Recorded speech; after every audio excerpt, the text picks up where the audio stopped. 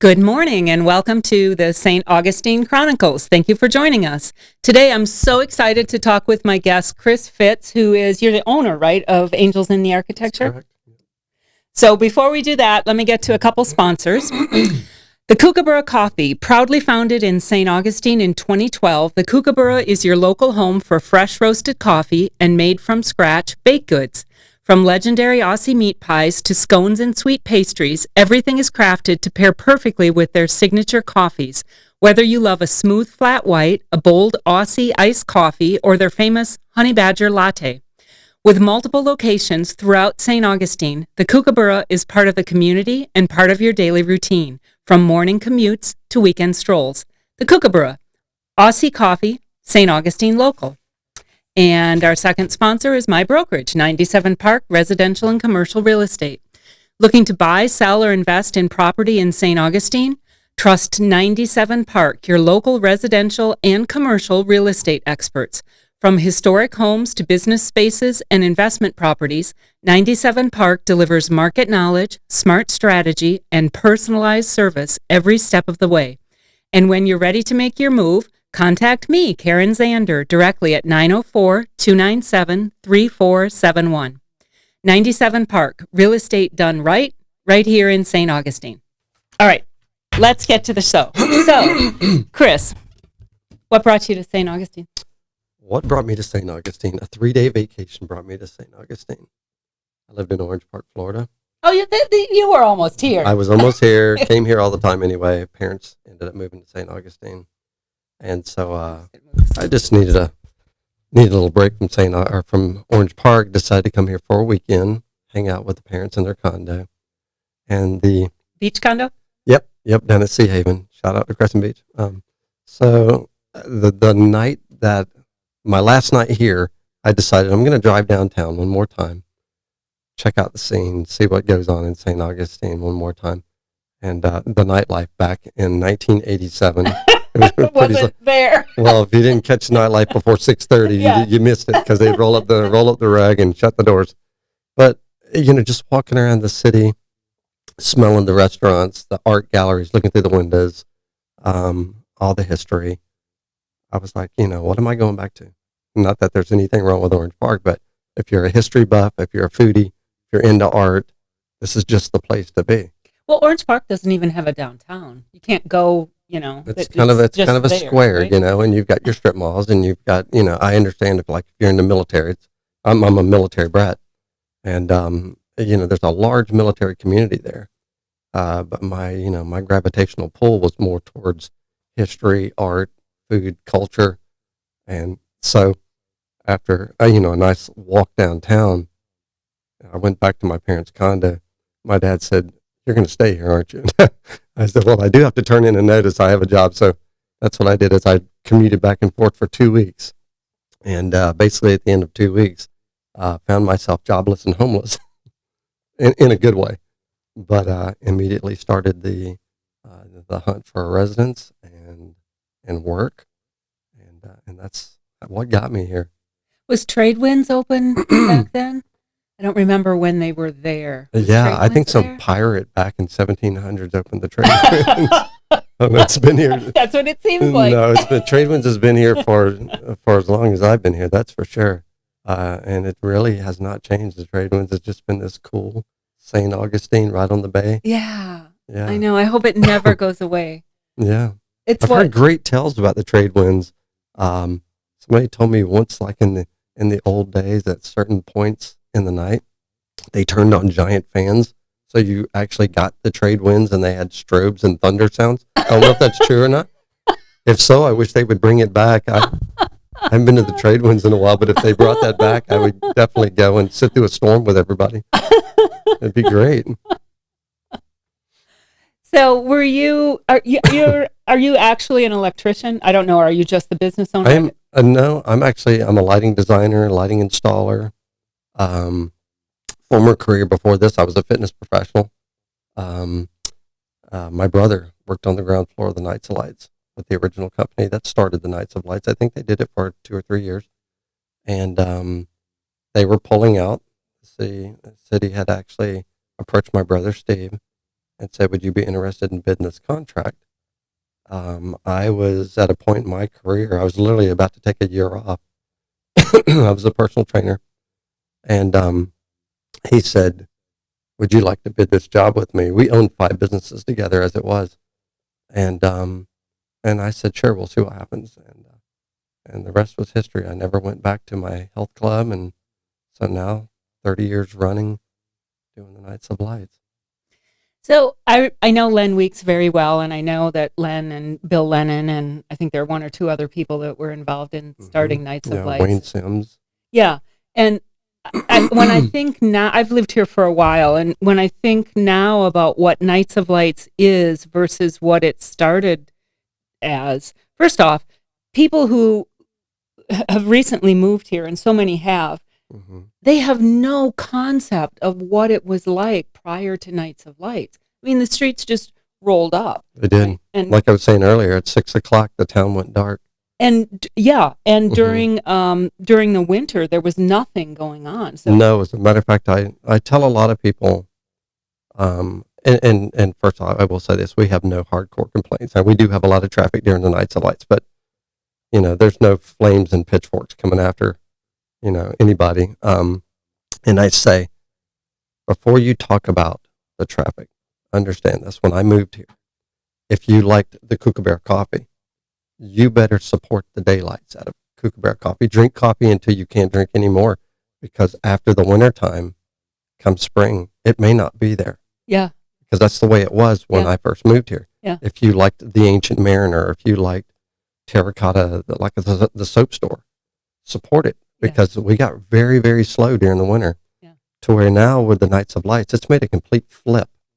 There are businesses that literally tell me when I'm working on their properties, we can have a slow year. COVID. We can have a slow year, but we can have a terrible year. And in 10 weeks, we can actually put our books back in the black for the whole season.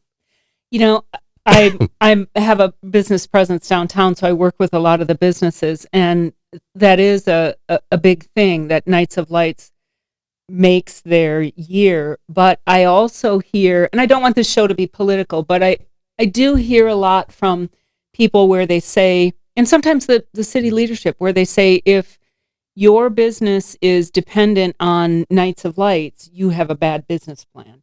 And I think about, okay, well, what does that mean? You don't want tree farms? Does that mean you don't want probably something like Hobby Lobby, where they make most of their money selling Christmas stuff? Your business. I think that's an unfair criticism. I do too. I don't think that a business that depends on the Nights of Lights. I wouldn't say that necessarily they have a bad business plan. They may need to, smooth their business plan out a little bit. But the bottom line is, our industry is tourism. We don't make cars here. We no longer make Lay's potato chips here, or whatever Wise or whoever used to make potato chips here. Yep. Grumman is Grumman. I mean, if they're only, that's one large business. Yeah. We're not like New York, Atlanta, Miami. We don't have a ton of industry here. Tourism is our industry. And, you can take Ripley's, the oldest school. You can take all these great, the fort, take all of these great tourist attractions that we have. And they're going to be affected by certain things, weather. They're going to be affected by the economy. They're going to be affected by a lot of things. So the Nights of Lights, what started as a local event, just a thing that we did, exactly. Started for Christmas. Yeah. Primarily served the locals. We had a big Feliz Navidad at the bottom of the bridge, with garland. That's how, how low tech it was the Nights of Light started then. And I remember, like Nights of Lights 4, somebody from the city was actually pretty exciting. They're like, wow, this is the one event that we're throwing that we're actually breaking even on, And then it became, as the years go on, hey, we made number 1 in the state, number 1 in the bus tours, and this, that, and the other. Now the Nights of Lights was not breaking even anymore. It was actually making some money. It was generating money because people from around our country was coming to see it. Now it's known completely around the planet. So when all these people come in, they're obviously, heads in beds, they're filling up hotel rooms and restaurants. So I don't necessarily think that a business completely depends on the Knights of Lights. We've got great businesses in our city, and our business owners are, very intelligent with what they're doing. I think the Knights of Lights is just a great boost, and I think everybody looks forward to it because let's say that you did have a bad season. Maybe we had hurricanes. We've had them back to back in this city. Or you've had, an event like COVID. The Knights of Lights definitely pumps the economy back up again. Well, I also think about other areas where they have, for example, ski resorts, and they're dependent on winter season to and make if you or have break. no powder, then the businesses feel it. Yeah. So I think that's just an unfair criticism I do of too. businesses, because there's a lot of businesses. As much as I would like to take credit for all the money that comes in the city, I cannot do that. We've got great businesses, and as a matter of fact, support these local businesses. Thank you. Wife and me, I think you met her 5 minutes ago. She walked in here. We make it a point to where, unless we're out of town, we don't do franchise. I try the same. Yeah, we eat local, and the reason why is because, we've raised our children with this event. We've put them through school. We've clothed them well. We've paid off our mortgage. We've done everything. Yep. With the money that we've made. Yep. We've been very blessed with this business. Well, without these business owners, we wouldn't have this business. So we're trying to give back. It's like, if Starbucks, no disrespect. Starbucks, no disrespect. If they were selling coffee for $1 a cup, I'm still going to go to Kookaburra. Yeah. We have to support the people that support us. Yeah, I did and the our same. Local businesses are, first of all, they're better than franchises anyway. Yeah. We've got some of the best restaurants in the world, some of the best hotels in the world. So. And Chris, I think that's changing a little bit with all the people that have moved here from other places. I get the sense that they don't have that loyalty to the true local businesses. I'm not saying that they're disrespectful to local businesses or that they don't like them, but I think that I think in the past there was more of a focus on going to local businesses. And hey, it's also cool when you know the owner, the manager, the servers, right? Just give it time. These people that are coming in, we're very much, we're very much a family community. The longer you live here, the more you know people, the more you care about these people that you meet every single day, and we all become like one tight knit group of people. Kind of like our little St. Augustine family. Well, the more this influx of new people that come in from wherever they're coming from, they get to know us. They get to know.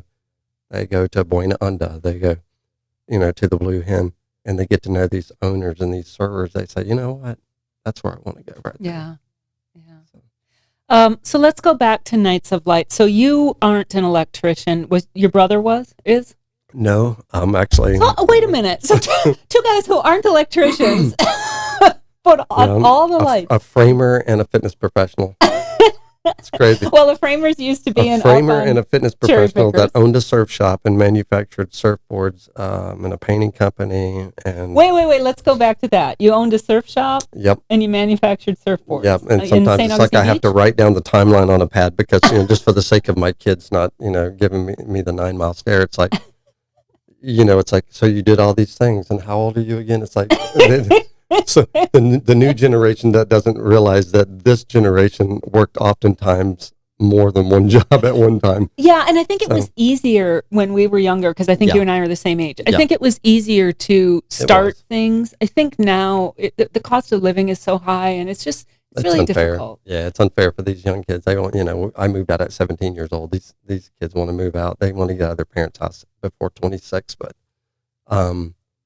But yeah, there was a lot of things that happened before the Knights of Lights. I was working at this place, and at the same time, being an avid surfer, and you know how it is when you're starting out. You're working at 2 restaurants at one time. You're not making a lot of money, and I wasn't above pulling a broken surfboard out of a trash can at the beach and saying, "I bet you I could put this back together." And we learned how to repair surfboards, and then we started doing surfboard repair for Dave Hart Surf Shop in Orange Park at the time, and ripping all the fiberglass off of an old surfboard and shaping it into a newer, shorter surfboard. And so, yeah, we got interested in doing that at the same time we were working our other jobs And then as time went on, we ended up with a surfboard manufacturing company called Shaka Surfboards. And then while working at Grumman in St. Augustine briefly, I think I worked there like 6 years. My brother and me took a dilapidated old 7-Eleven building on the beach. I think Rita's is over there now, Yep. or Antonio's, maybe both. Yep. And that ended up FA's surf shop right there near the pier for a couple of years. First access. And then, but while I was, doing that, I was also putting myself through school and to get, a license as a fitness professional, and then moved right from running a surf shop to running a health club. So it's been quite a ball that's been bouncing around. So I wouldn't picture Orange Park to be a hotbed of surfing. It is, though. It is. The Orange Park and Jacksonville. Of course, we were traveling surfers there. We had, we would go to, Yeah, it takes an hour to get. Blowhole or Letters and, Jack's Beach Pier. And, but our favorite spot was St. Augustine, FA's first access. Yeah. And so we would go there a lot and then charge right back to Orange Park. We'd do a Dawn Patrol surf session, be open up a restaurant and, with our hair still wet. And so it's been quite an adventure to where we're at now. Just a lot of. How has the surf scene changed? It must have. The access is so hard now. I think the surf, as far as the surf scene goes, I think that we still have some very hardcore surfers here.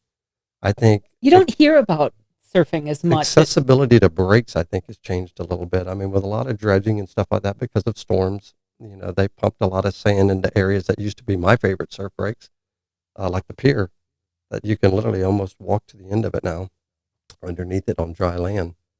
And so that's kind of changed a little bit, but, everybody finds their favorite spot. None of us are willing to say where it's because I also fish and we don't do that either.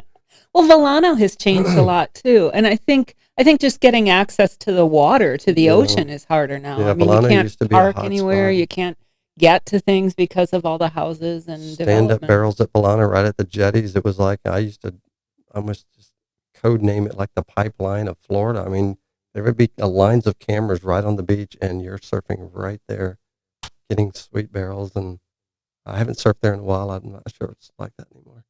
I moved here from Las Vegas. I didn't grow up in Las Vegas, but I lived in Las Vegas for 10, 11, 12 years. I don't even know.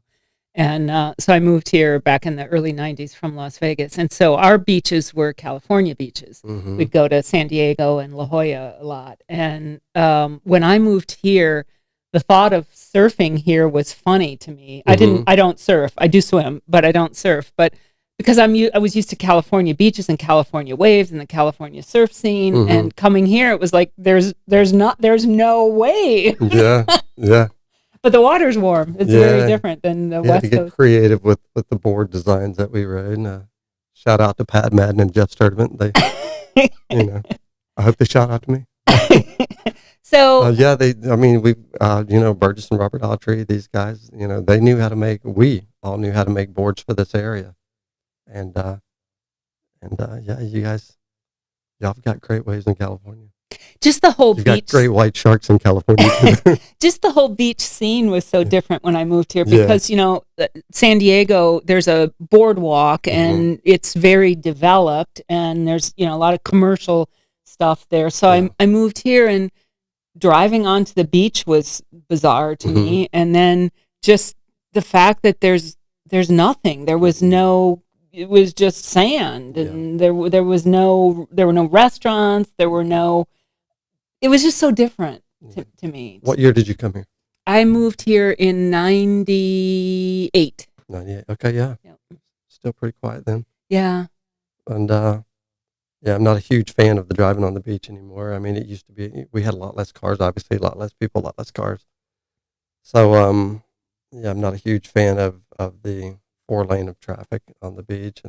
Well, it's harder to drive now, too. And the litter they leave four-wheel behind on the drive. beaches. I live right on the beach, and it's like, I would just assume that they maybe stop some of the driving on the beach. Or Yeah. Well, as we get more crowded, it's crowded. yeah, The I'm beach is just not crowded, the a cars huge are- fan of the output of automobiles on my sand down there. Yeah.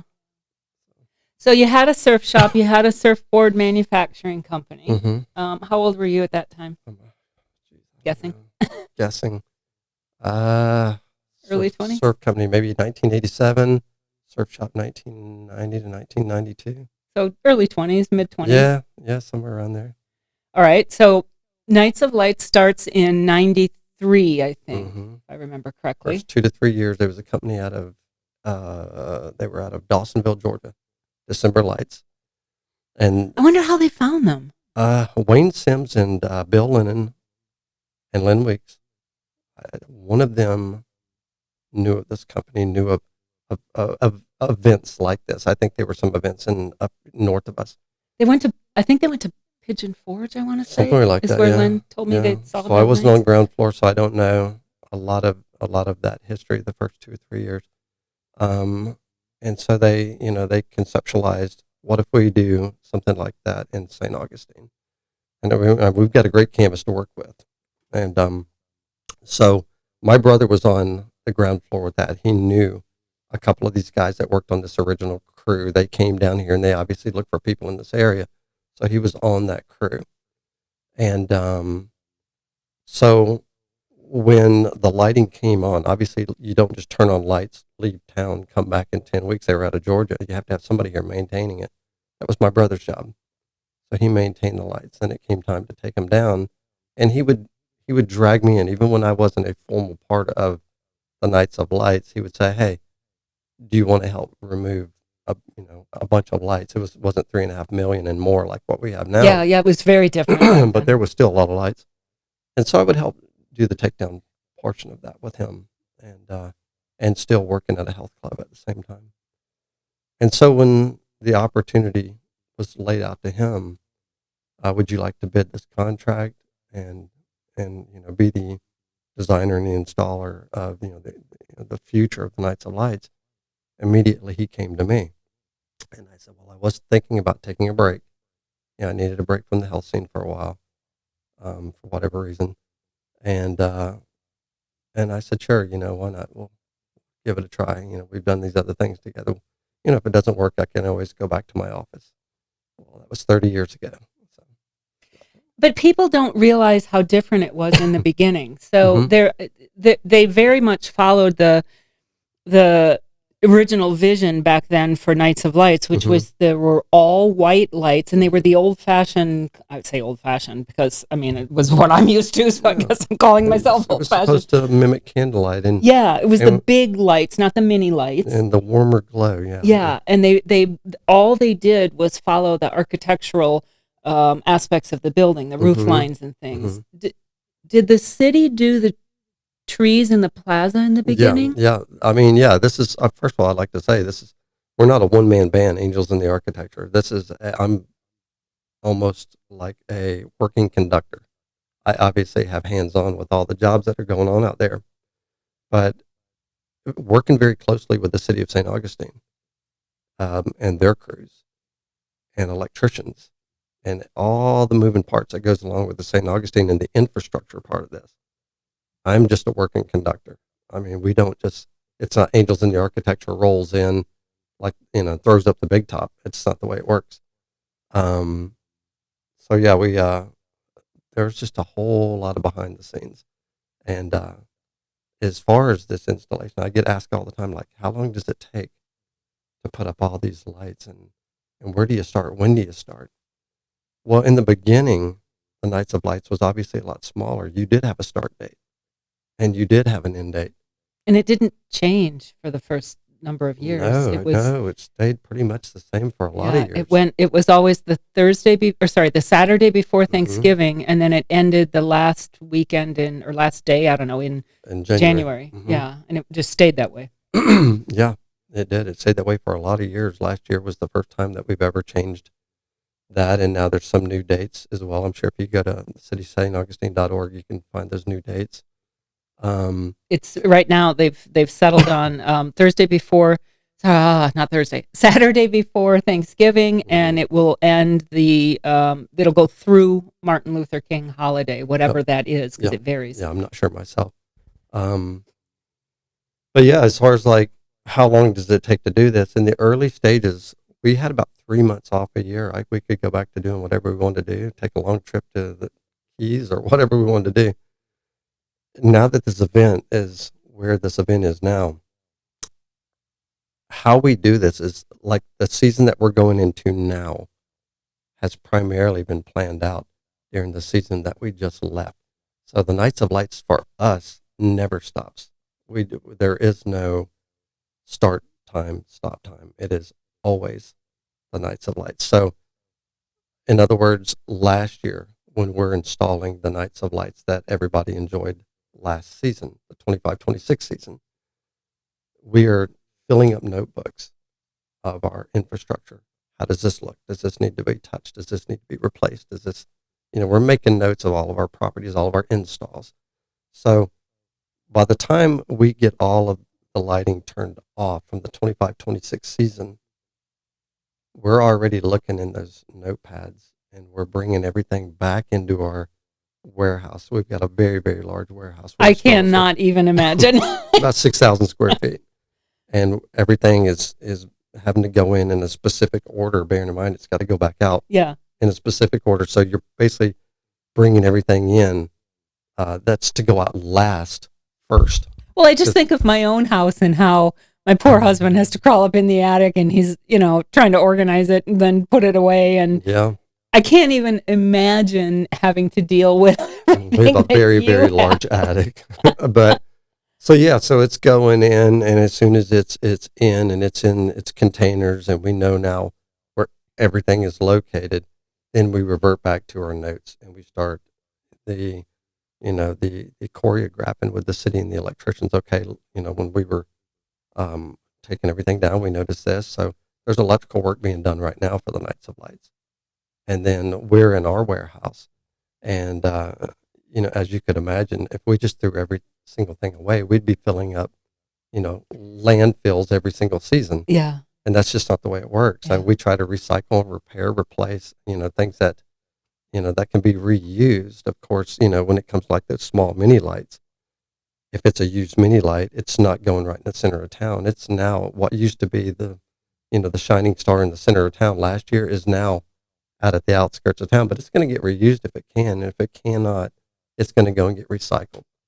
And it's going to, end up somebody's copper skillet or something like that. We don't just throw things in the garbage. So that's what my crew's doing right now is we're going through all this stuff now and replacing palm trees or repairing palm trees or recycling palm trees. Buildings that, their line was beyond its date. Now we're out in the field replacing buildings that need to be redone. And of course, we always add new properties. We're doing those right now. So we're working on the Nights of Lights right now for this upcoming season. How many, just give me a guesstimate, how many miles of lighting do you think you have in your warehouse? That is unreal for me to even think about. People, they ask me all the time. I get asked in so many interviews, like, so is it really 3.5 million lights? I said, it was 3.5 million lights about 10 years ago. And we never take away. We only add to.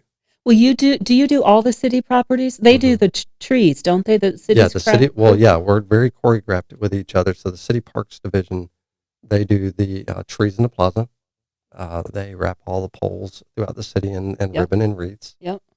And of course, there's a lot of stuff that people wouldn't consider Nights of Lights per se, but it's totally Nights of Lights. I mean, when we're putting all this stuff out, you've got a lot of ground cords. So there's a lot of, sod being replaced, mulch being replaced. So those guys are working very, very, very, very hard along with us getting all this done.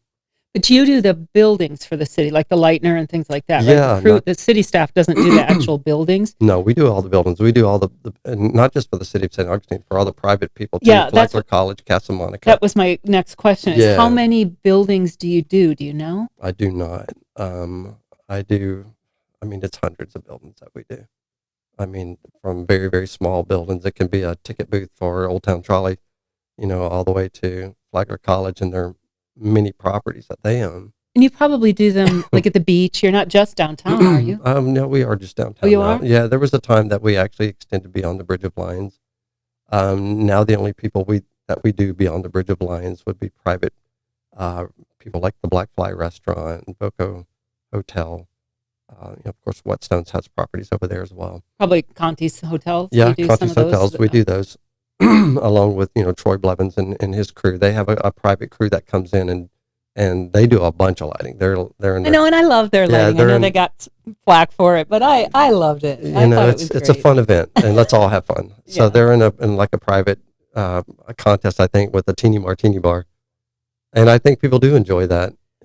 I saw so much on social media about people saying their kids love the Grinch displays Mhm. at the Hilton, or their grandkids love that. And to me, that's what Nights of Lights is about: is the kids It's about and everything. just the fascination. And I have to tell you, when I lived downtown, I still love Nights of Lights, but I I did not mind the traffic. I didn't mind the noise of it. I loved being in the thriving urban core, and hmm I loved everything about it. So I was never a person who complained about Nights of Lights being too much, too heavy, too whatever. Yeah. I felt like it was a privilege to be able to live downtown where that was happening. And Yeah. I used to walk my dogs. I had two big dogs at the time, and I would walk them from 5 to 6 every morning in the dark. And a lot of the lights are on during that time. And it Mhm. was just magical to walk through downtown during Nights of Light season when Mhm. some of those lights were on and it was so quiet and there's usually fog. I Mhm. love that. So You're I so never right. complained about Nights of Lights living there. No, you're I just just felt so you're lucky. bringing up something I was just talking to my wife about. It's the three different St. Augustines. So it's like when we go to work, especially during the Nights of Light. Sometimes we're at work at 4 o'clock in the morning, and so you've got these very very early hours of St. Augustine, and then when all of our visitors wake up, this now time this St. Augustine, when they're waking up and you smell the restaurants cooking breakfast and stuff, Mm-hmm. is completely different Yeah. than the one that just Yeah. was a few hours ago. Yeah. And then you have our St. Augustine nightlife as it is. Yeah.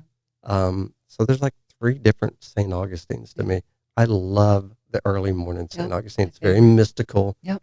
The fog, and yeah, some of our lights are still on. Those that are on photo cells, and so I enjoy the Nights of Lights in my own way as well. Even though it's 2 shifts a day, and 7 days a week throughout every holiday, and for the duration of the Nights of Lights. But even for me, getting out early in the morning during the season It's the best. and walking with this mist, and Yep.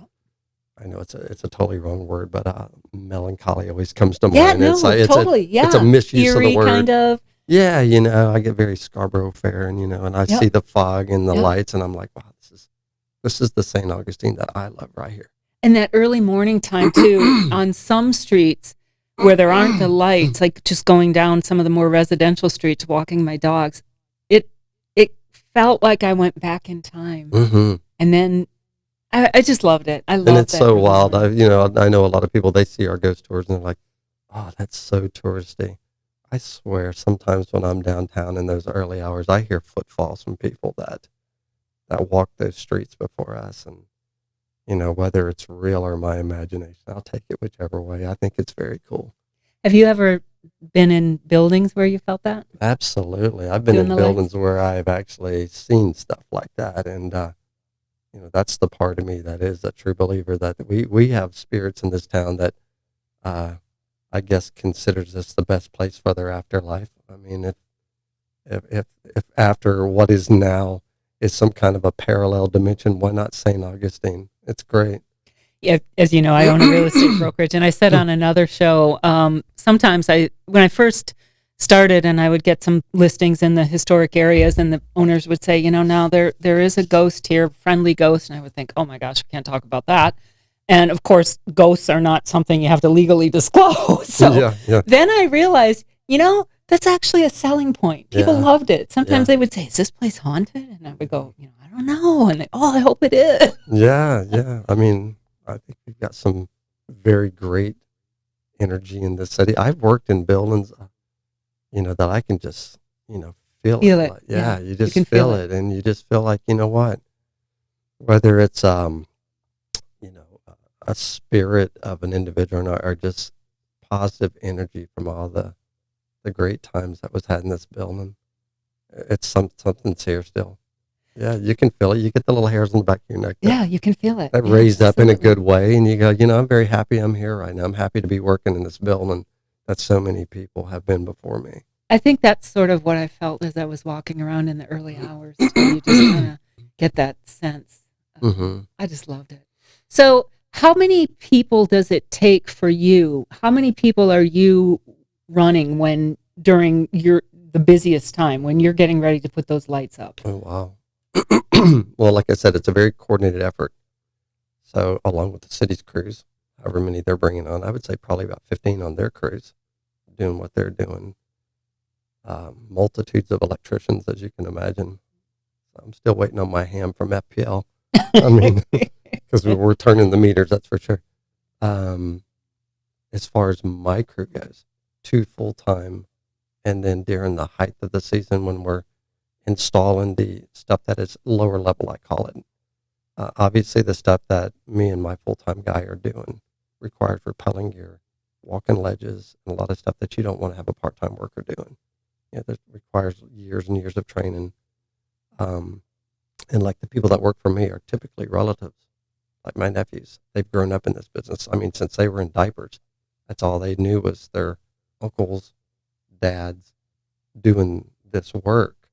And so they grew up kind of being trained to step into this job. I mean, literally everybody in my family at one point in time has had their hands in this business. My daughters work for the business. My nephews have worked for the business. My nephew right now presently works for the business.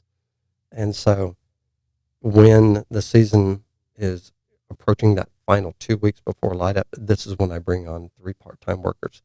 But I call them part-time workers, but they're almost more full-time because these are the same part-time workers that I bring every single year.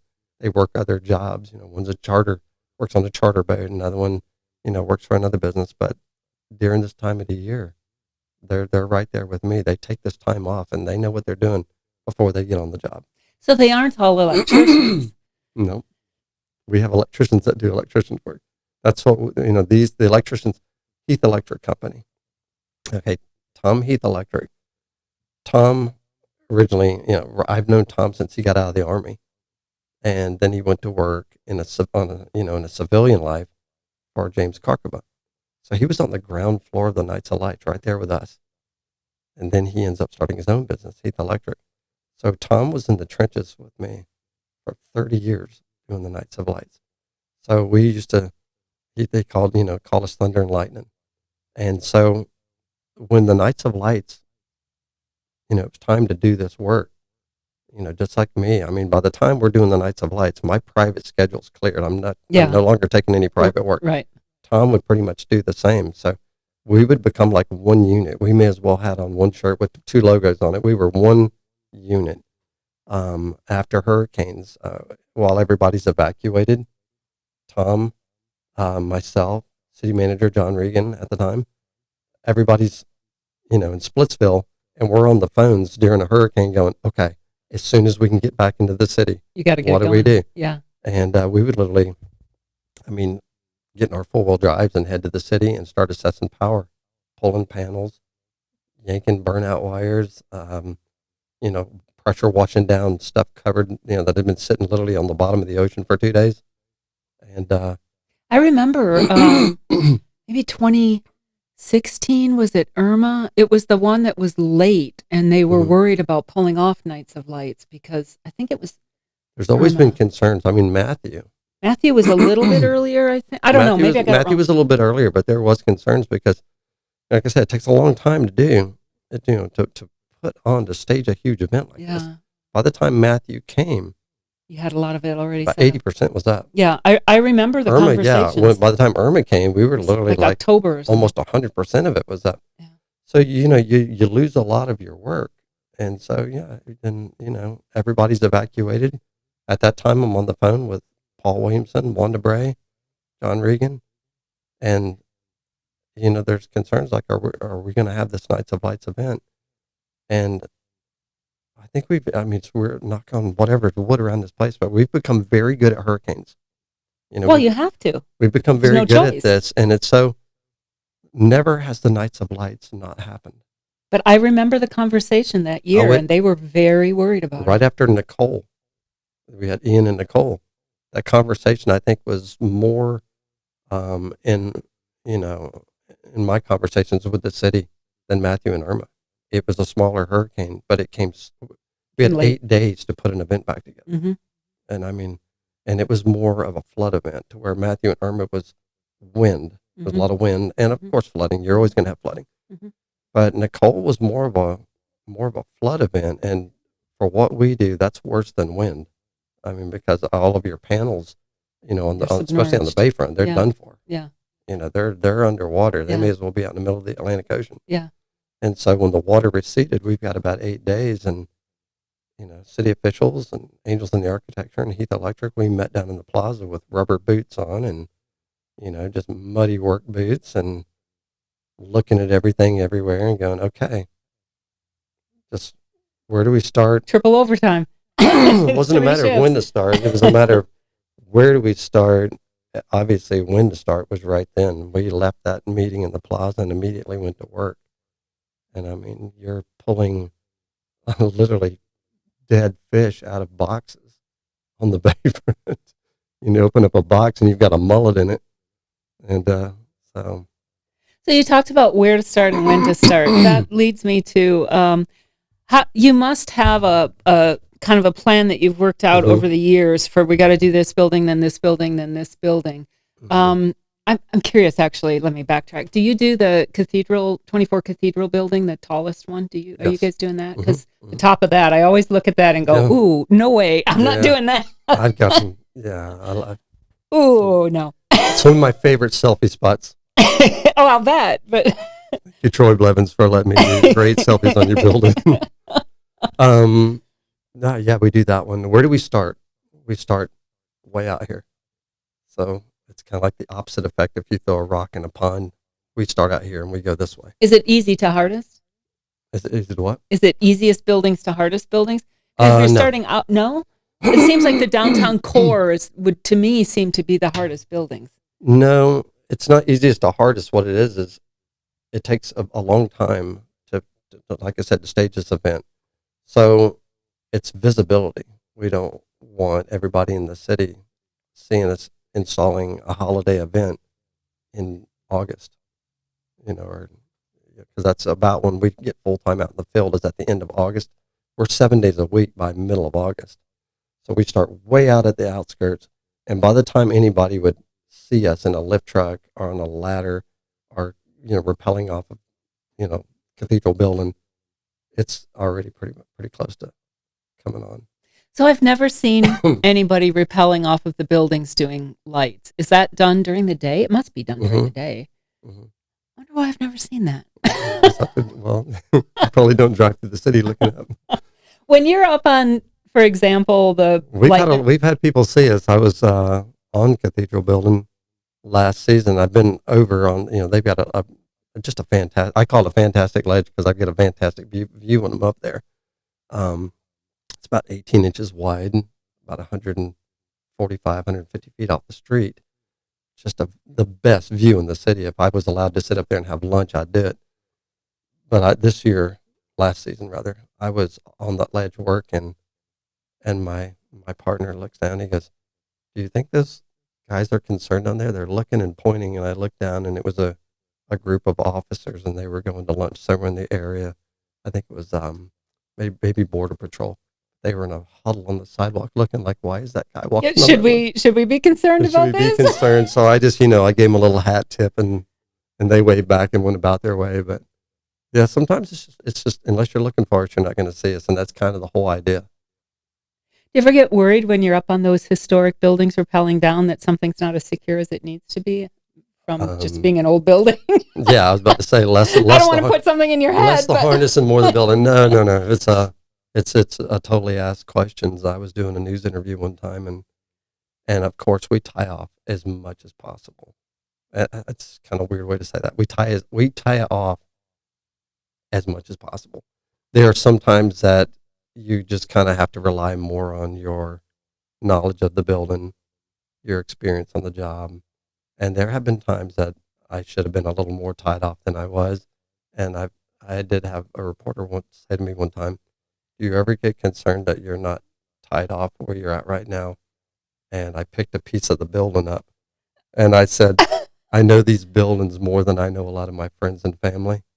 and there's just certain things you don't want to tie off to. So, I mean, yeah, there's that. There are very old buildings. Yeah. But yeah. no, as far as and safety is, of course, first. You have to be very safe.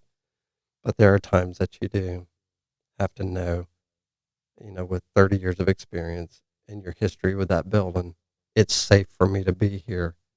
It may not be safe for somebody else to be here, especially if you're afraid of heights, but, we're okay with that. We've done it a long time. First off, I want to say Angels in the Architecture is a brilliant name for your business. Great. Unless you're trying to get it on a ball cap. Yeah, but perfect name. Love it. How do you, I can't imagine planning all of this because, again, I just think about my own silly little, house, and I love the lights when they're up on my house personally, but I hate doing them. And I hate taking them down. How do you plan all of that? I mean, it must just, well, you said you're working all year round. The planning of, we're going to put we're going to get these out. We know where they are in the warehouse. Then we're going to get them out. We're going to bring them in. Got the crew. Like, that's just, I can't even wrap my head around it. Yeah. And then taking them down, yeah, and then putting them away. A lot of them stay up because we're working on very historical buildings, and we don't want to compromise the integrity of these structures.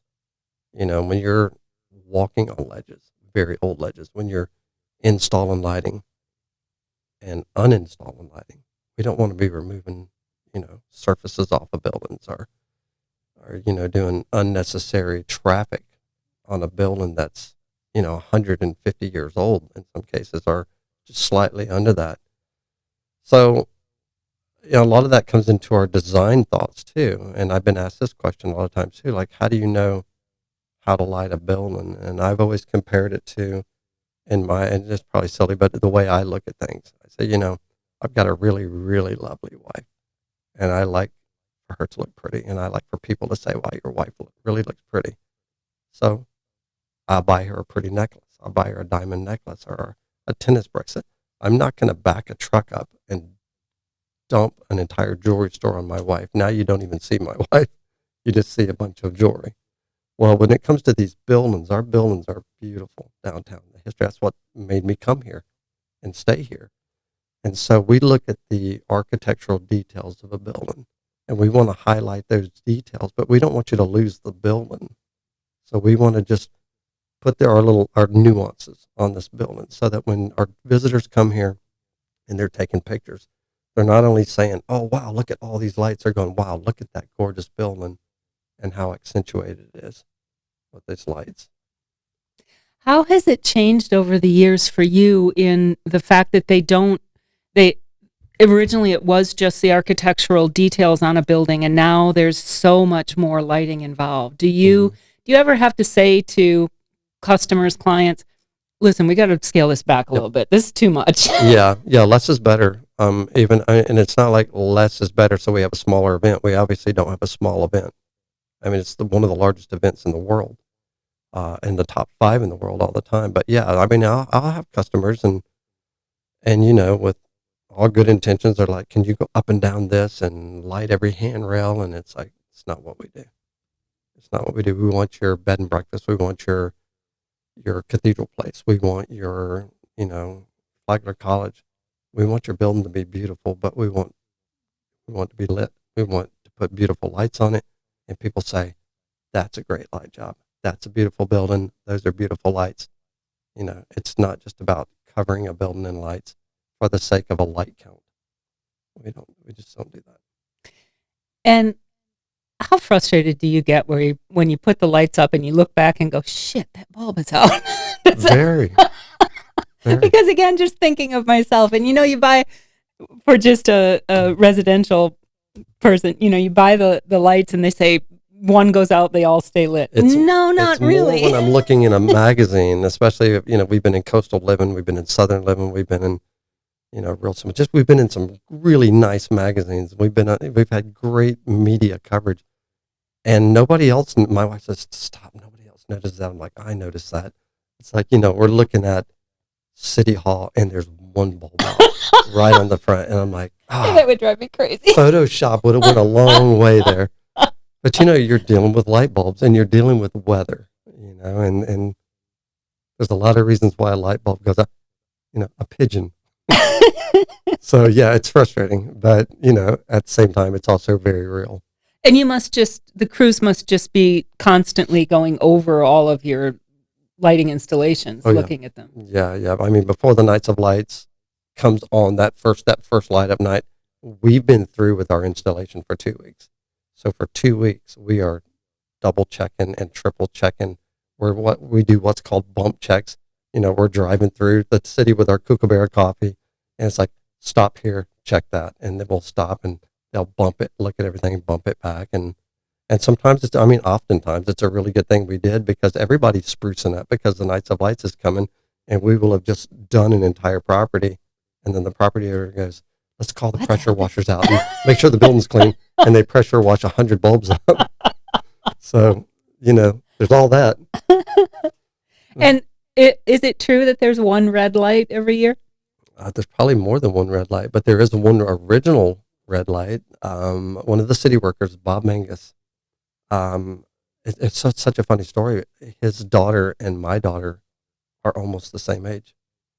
And I had no idea. He was on the city crew that puts the lights up in the oak trees downtown. And he would put one red light in for his daughter Liliana to find. I had no idea. It was their thing, and that's great. But my little girl, we'd have to do a drive-through every single night. We do our day shifts, and then every night during the Nights of Lights, I go out and spend hours at a time making sure that everything looks tight while our visitors are here. When the Nights of Lights was smaller, my drive-through wasn't nearly as long. You could drive through. Yeah. And sometimes I would grab my little girl. She'd put on her work boots, and we would go downtown. She'd watch Dad do a little touch up here and there, and get a hot chocolate at Kookaburra. So she's standing right beside me working, and a tour train comes through and says, and the guy that does the Nights of Lights puts up one red bulb for his daughter. And my daughter looked at me and she said, you do? And I went, I don't. I had no idea about this red bulb. And then I found out about it. And I think it's just been a fantastic, it was a tradition. My daughter's, forgive me, Sid, I think she's 26 years old. And Liliana's probably 27, 28, 29 years old, something like that. So they carried this tradition on throughout her growing up, and now he does it for his grandchild. And I think that's fantastic. Keep it going. But you think there's more than one? Well, because I've always heard just one. Old Town Trolleys ask us, because we have a lot of visitors, they have a lot of people on their trains. They said, could you start putting one out and give clues? And it was for, their visitors to find. My clue, now mine wasn't going out for my daughter, so my clues were very difficult. I mean, I'm a boater. I'm very nautical. It's like, you better know star charts and have a compass, because I'm naming constellations and, artifacts on buildings and precision spots. You need to be standing and looking in a certain degree and a direction. And so I made mine very tough. And the cool thing about the one that we did is there was a couple of people that lived on their boats, locals here in town, and that became their thing, husband and wife. And so they moved, and now they're docked in another state. They follow my clues on Facebook, and then they have people that they know still in town, and they're giving them these clues saying, go check this out. And they still find the red bulb before everybody else. But I haven't done it in a couple of seasons. We're just so busy. Because the event just keeps growing. So I had more time to hide a bulb. Now I don't have so much, but I'm glad that, that Bob and his tradition is going on.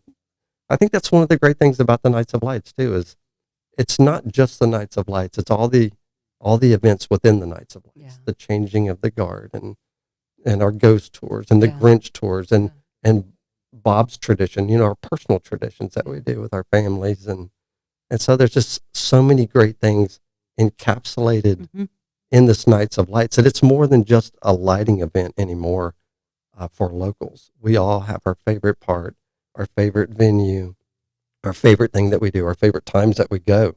A lot of locals don't even go till towards the end. And then I've got a lot of locals that I know that say, oh, heck no, I want to be right in the middle of everything when it's happening. They're like me. know, how do you stand the traffic? I have to do this every night. How do you stand the traffic? I'm like, I roll the windows down on my truck. I get behind a tour train. People are singing in 74 different keys, and I'm just singing right there with them. What else are you going to do? Yeah, like I said, I love Nights of Lights. I loved it living downtown. I just think it's magical. No complaints at all when I lived downtown, and it was recently that I left, so And traffic was, I guess, still bad, but I loved it. I in still my love it. lifetime in the city of St. Augustine, I think it's probably the absolute best gift the city's ever given this town. It's like we've got this, from an economic standpoint, this huge economic machine that helps out all of our local businesses. And then, I think you're always going to have people that will complain about something, but I think for the most part, and we found out in a lot of city council meetings this year, a lot of locals showed up saying, no, we don't want the Nights of Lights cut shorter. We like this time of the year. We see all these new faces, and then they're gone. So Well, I just can think tell it's a you, great thing. I can tell you, owning a real estate brokerage, a lot of people move here and they want to live downtown or downtown adjacent because they love the Nights of Lights. So, and they love the restaurants, they love, the galleries, they love the whole scene downtown, they love what the type of food you can get. Mm-hmm. So it's difficult to complain about Nights of Lights when you've moved here in the past 5 to 7 years and you moved here because you love the whole thing that Nights of Lights is and Mm-hmm. the downtown that we have because of Nights of Lights. It's The a little traditions. disingenuous then to complain about Nights of Right. Lights. and so much tradition from outside of our little world. There's been nights that I've been doing maintenance. For example, I was doing maintenance at City Hall. This was years and years ago. And a lady, older lady, she walked over to me and she said, I saw you on the news. I said, hi, I hope you're enjoying the Nights of Lights and such, the stuff that you say when a stranger walks up to you. And she said, I have to tell you something. She said, my husband and me came here from France 15 years ago for the Nights of Lights. I said, wow, that's great. And she said, he passed away some years ago, but my promise was that I would keep going. She's come to the Nights of Lights every year from France. That's so special. So you've got all these traditions. People will hold their wedding date to get married during the Nights of Lights. Yeah, So exactly. So when I hear, the 1% of complaints, all I say to them is, try to enjoy it. It's, there's 52 weeks in a year. I'm only 10 weeks of your year.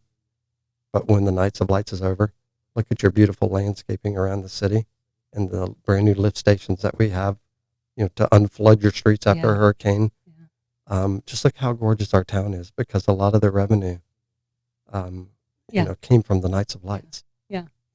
This is our auto factory. We're not Detroit. This is what we do. Exactly. Is there a building that for you is a personal favorite to decorate, to light? Yeah, there's a couple. I really love working at Cathedral Place. I'm into the views. I'm really into the views. I love working on the towers of Flagler College. I think my all-time favorite is City Hall. It's not as high as the rest, but you do have a couple of towers. And literally, since the Nights of Lights, for me, started, the West Tower has been codenamed. My brother has passed away, but we codenamed that tower the Office. And so Jack Cubbage, that used to be his office right below it. We would always make up an excuse to be able to go up to the tower. We say, oh, we have to check something out.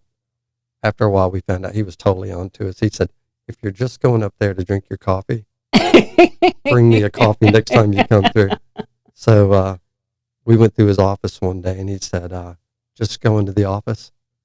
And that's Now you call it that? yeah, so we always, because we could literally go up there and observe most of our project film and kind of like wrap our heads around the week and say, this is what we need to do this week. Yeah. So I think that's my favorite. And it is just a gorgeous building, especially with the courtyard, front and back, actually. It's just a gorgeous building when it's lit. And, Nights of Lights works because of our history, our architecture. If you have, I don't know, buildings like a typical downtown, that's going to be really boring. We could not have a better canvas. Right. I mean, I owe the work that we do, the appearance of what we do, to the city. I mean, look at our canvas. I could Right. not Yeah. do what I do Yeah. in a city without all this architecture. Yeah. And I think the Angels in the waterfront architecture. adds to it as well. Oh, that's just. I mean, that's a part of our city. One of my favorites is the Schooner Freedom every year. Mhm. Just the fact that they Yeah, light that another up. event within the event. I mean, our boat parade. Yeah. Yeah.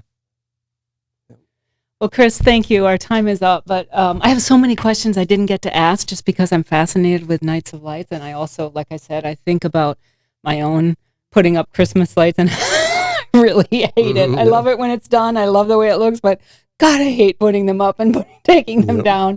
And my husband's such a good sport. So I can't imagine having Good for to him. do. I have the darkest house in the neighborhood. Well, that was a question I was going to ask you is it's like the cobbler's son, you know, like, do you light your own house? No, I told my family that when my daughter would say, "Why don't we light our house?" I said, "You can tell your friends that the whole city is your house." If I worked at a pizza parlor, don't ask me to throw a pie when I get home. Well, thank you for what you do. I love Nights of Lights. I love everything about it. I just think it's magical. I'm so grateful to live in a place where we have it. So thank you for what you do and what you continue to do. It's just gorgeous. Thank you. Yeah. And thanks for your time coming in. Absolutely. Thank you. Thank you for tuning in. That was the St. Augustine Chronicles.